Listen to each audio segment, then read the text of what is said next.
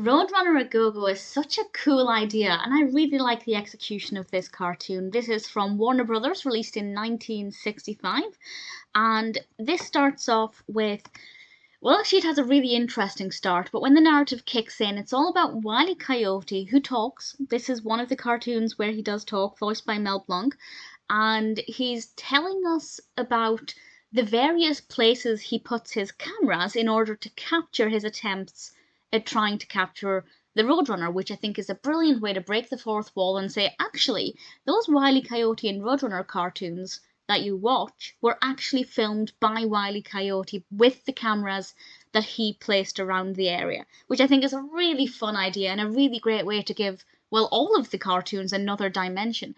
And the reason he does this is because he will watch the clips back and analyze where he went wrong, so he can learn from his mistakes. And we get to see him analyzing clips and saying, well, I should have done this differently, or the problem with this bit was this. And I think that's so fascinating and it's so interestingly done.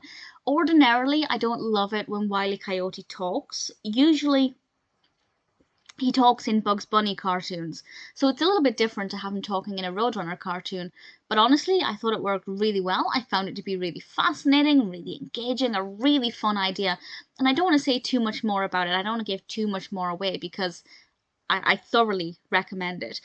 This is definitely one of my favourite Wile E. Coyote and Roadrunners, which I know might not be a great thing to say since it's very atypical of those cartoons.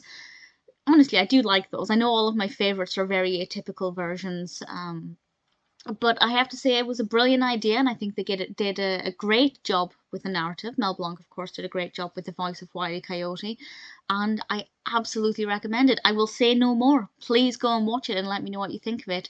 If you haven't seen it yet, I think you're going to enjoy it.